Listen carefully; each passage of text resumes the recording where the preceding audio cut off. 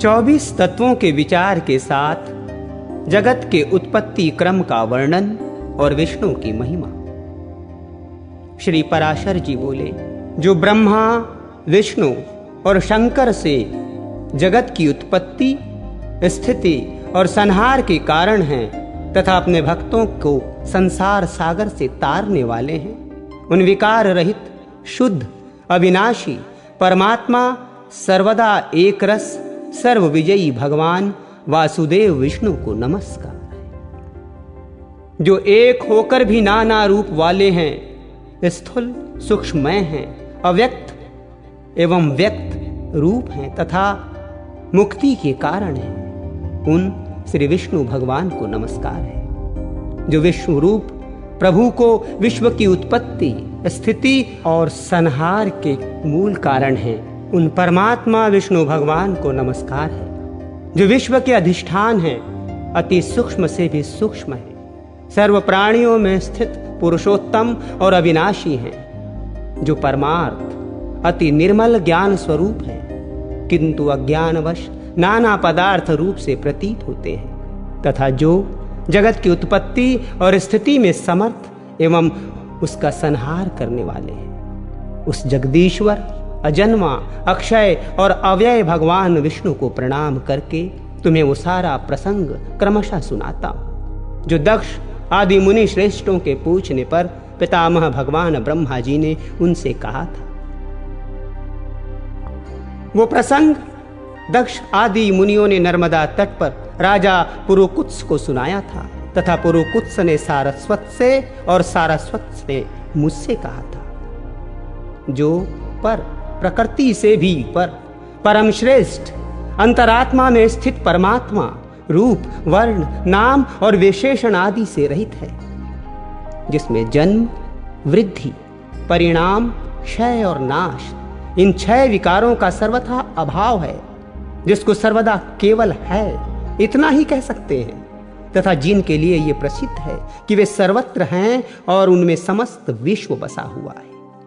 इसीलिए ही विद्वान जिसको वासुदेव कहते हैं, वही नित्य, अजन्मा, अक्षय, अव्यय, एक रस और हेय गुणों के अभाव के कारण निर्मल पर ब्रह्म है।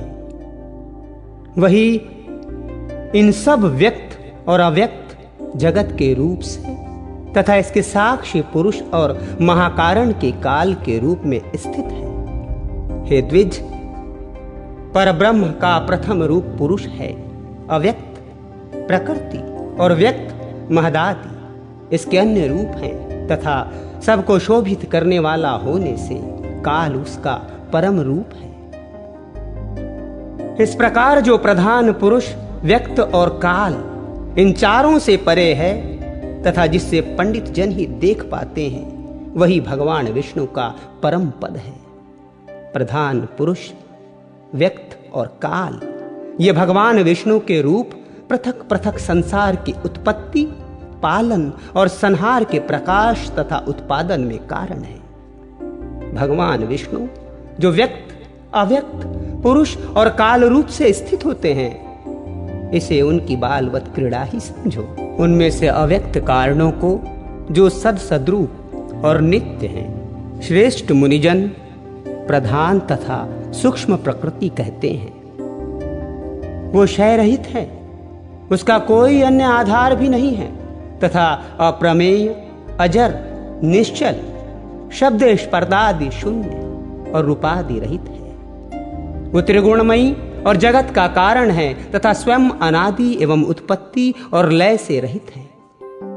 ये संपूर्ण प्रपंच प्रलय काल से लेकर सृष्टि के आदि तक उसी से व्याप्त था। हे विद्वन, श्रुति के मर्म को जानने वाले श्रुति परायण ब्रह्मवेत्ता महात्मागण इसी अर्थ को लक्ष्य करके प्रधान के प्रतिपादक इस निम्नलिखित श्लोक को कहा करते थे। उस समय न दिन था न रात्रि थी, न आकाश था न पृथ्वी थी, न अंधकार था न प्रकाश था और न इनके अतिरिक्त कुछ और ही था। बस श्रोत्रादि इंद्रियों और बुद्धि आदि का अविषय एक प्रधान ब्रह्म और पुरुष ही था। हे विप्र, विष्णु के परम उपाधि रहित स्वरूप से प्रधान और पुरुष ये दो रूप हुए। उसी विष्णु के जिस रूप के द्वारा वे दोनों सृष्टि और प्रलय काल में संयुक्त और वियुक्त होते हैं, उस रूपांतर का ही नाम काल है। बीते हुए प्रलय काल में यह व्यक्त प्रपंच प्रकृति में लीन था। इसीलिए प्रपंच के इस प्रलय को प्राकृत प्रलय कहते हैं। हे द्विज, काल रूप भगवान अनादि हैं, इनका अंत नहीं है।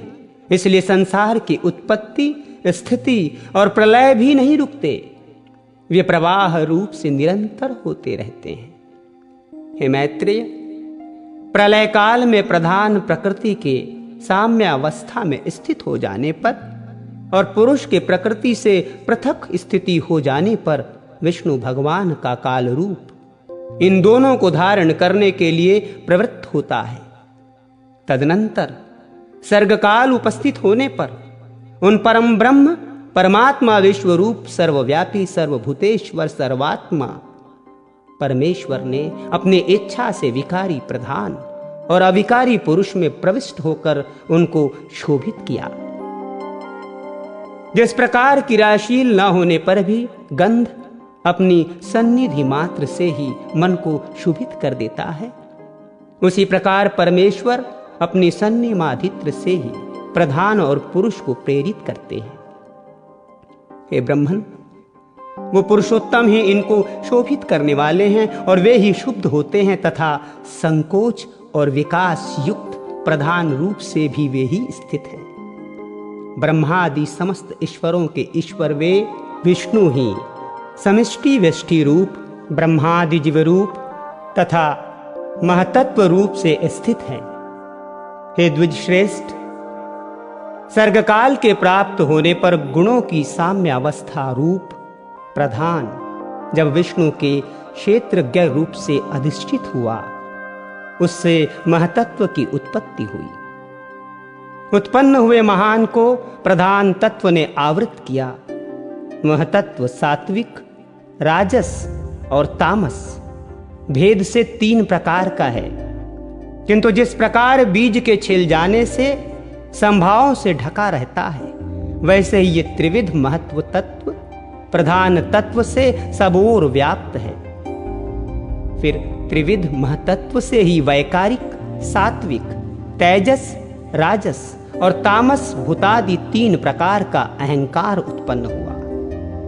हे महामुने, वो त्रिगुणात्मक होने से भूत और इंद्रिय आदि का कारण है और प्रधान से जैसे महतत्व व्याप्त है, वैसे ही महतत्व से वो अहंकार व्याप्त है।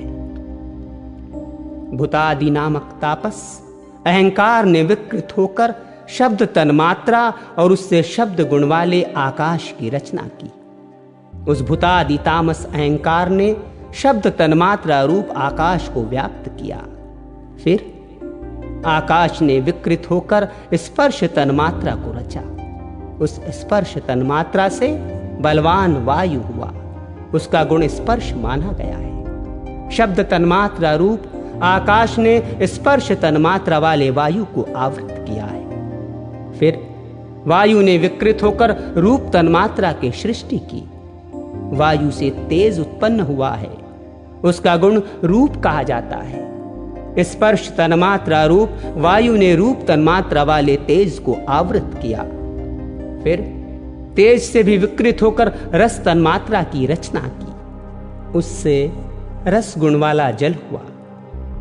रस तन्मात्रा वाले जल को रूप तन्मात्रा में तेज ने आवृत किया। जल ने विकार को प्राप्त होकर गंध तन्मात्रा की सृष्टि की, उससे पृथ्वी उत्पन्न हुई है, जिसका गुण गंध माना जाता है। उन आकाश आदि भूतों से तन्मात्रा है, इसीलिए वे तन्मात्रा गुण रूप ही कहे गए हैं। तन्मात्राओं में विशेष भाव नहीं है, इसलिए उनकी अविशेष संज्ञा है। वे अविशेष तन्मात्राएं शांत, घोर अथवा मूढ़ नहीं हैं। इस प्रकार तामस अहंकार से ये भूत तन्मात्रा रूप सर्ग हुआ है। 10 इंद्रियां तेजस अर्थात राजस अहंकार से और उनके अधिष्ठाता देवता वैकारिक अर्थात सात्विक अहंकार से उत्पन्न हुए कहे जाते हैं। इस प्रकार इंद्रियों के अधिष्ठाता 10 देवता और 11वां मन वैकारिक है। ये द्विज त्वक, चक्षु, नासिका, जिह्वा और श्रोत, ये पांचों बुद्धि की सहायता से शब्दादि विषयों को ग्रहण करने वाली 5 ज्ञानेंद्रियां हैं। हे मैत्रेय, पायु, गुदा, उपस्थ, लिंग, हस्त, पाद और वाक, ये 5 कर्मेंद्रियां हैं। इनमें कर्म, मलमूत्र का त्याग, शिल्प, गति और वचन बतलाए जाते हैं। आकाश, वायु, तेज, जल और पृथ्वी, ये 5 भूत उत्तरोत्तर क्रमशः शब्द, स्पर्श आदि 5 गुणों से युक्त हैं। ये 5 भूत शांत, घोर और मूढ़ हैं, अर्थात सुख, दुख और मोह युक्त हैं, अतः ये विशेष कहलाते हैं। इन भूतों में पृथक पृथक नाना शक्तियां हैं, अतः वे परस्पर पूर्णतया मिले बिना संसार की रचना नहीं कर सके। इसलिए एक दूसरे के आश्रय रहने वाले और एक ही संघातक की उत्पत्ति के लक्ष्य वाले महत्त्व से लेकर विशेष पर्यंत प्रकृति के इन सभी विकारों ने पुरुष से अधिष्ठित होने के कारण परस्पर मिलकर सर्वथा एक होकर प्रधान तत्व के अनुग्रह से अंड की उत्पत्ति की। हे महाबुद्धे, जल के बुलबुले के समान क्रमशः भूतों से बढ़ा हुआ वो गोलाकार और जल पर स्थित महान अंड ब्रह्म हिरण्यगर्भ रूप विष्णु का अति उत्तम प्राकृत आधार हुआ। उसमें वे अव्यक्त स्वरूप जगतपति विष्णु व्यक्त हिरण्यगर्भ रूप से स्वयं ही विराजमान हुए। उन महात्मा हिरण्यगर्भ का सुमेरु उल्ब, गर्भ को ढकने वाली झिल्ली, अन्य पर्वत जरायु गर्भाशय तथा समुद्र गर्भाशयस्थ रस था। हे विप्र, उस अंड में ही पर्वत और द्वीपादि के सहित समुद्र, ग्रह ग्रहण के सहित संपूर्ण लोक तथा देव, असुर और मनुष्य आदि विविध प्राणी वर्ग प्रकट हुए। वो अंड पूर्व की अपेक्षा 10-10 गुण अधिक जल, अग्नि, वायु, आकाश और भूतादि अर्थात तामस अहंकार से आवृत हैं तथा भूतादि महतत्व से घिरा हुआ है। और इन सब के सहित वो महतत्व भी अव्यक्त प्रधान से आवृत है। इस प्रकार जैसे नारियल के फल का भीतरी बीज बाहर से कितने ही छिलकों से ढका रहता है, वैसे ही ये अंड इन 7 प्राकृत आवरणों से घिरा हुआ है। उसमें स्थित हुए स्वयं विश्वेश्वर भगवान विष्णु ब्रह्मा होकर रजोगुण का आश्रय लेकर इस संसार की रचना में प्रवृत्त होते हैं तथा रचना हो जाने पर सत्वगुण विशिष्ट अतुल पराक्रमी भगवान विष्णु उसका कल्पांत पर्यंत युग युग में पालन करते हैं। हे मैत्रेय, फिर कल्प का अंत होने पर अति दारुण तमह प्रदान रुद्र रूप धारण कर वे जनार्दन विष्णु ही समस्त भूतों का भक्षण कर लेते हैं।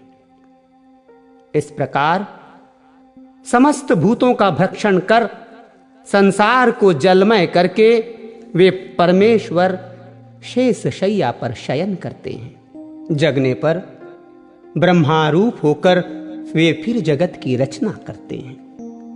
वो एक ही भगवान जनार्दन जगत की सृष्टि, स्थिति और संहार के लिए ब्रह्मा, विष्णु और शिव इन 3 संज्ञाओं को धारण करते हैं। वे प्रभु विष्णु सृष्टा ब्रह्मा होकर अपने ही सृष्टि करते हैं, पालक विष्णु होकर पाल्य रूप अपना ही पालन करते हैं और अंत में स्वयं ही संहारक शिव तथा स्वयं ही उपसंहर्त लीन होते हैं। पृथ्वी, जल, तेज, वायु और आकाश तथा समस्त इंद्रियां और अंतःकरण आदि जितना जगत है सब पुरुष रूप है। और क्योंकि वो अव्यय विष्णु ही विश्व रूप और सब भूतों के अंतरात्मा है, इसलिए ब्रह्मादि प्राणियों में स्थित सर्गादिक भी उन्हीं के उपकारक हैं। वे सर्वस्वरूप श्रेष्ठ, वरदायक और वरेण्य, प्रार्थना के योग्य भगवान विष्णु ही ब्रह्मा आदि अवस्थाओं द्वारा रचने वाले हैं। वे ही रचे जाते हैं, वे ही पालते हैं, वे ही पालित होते हैं तथा वे ही संहार करते हैं और स्वयं ही संहत होते हैं।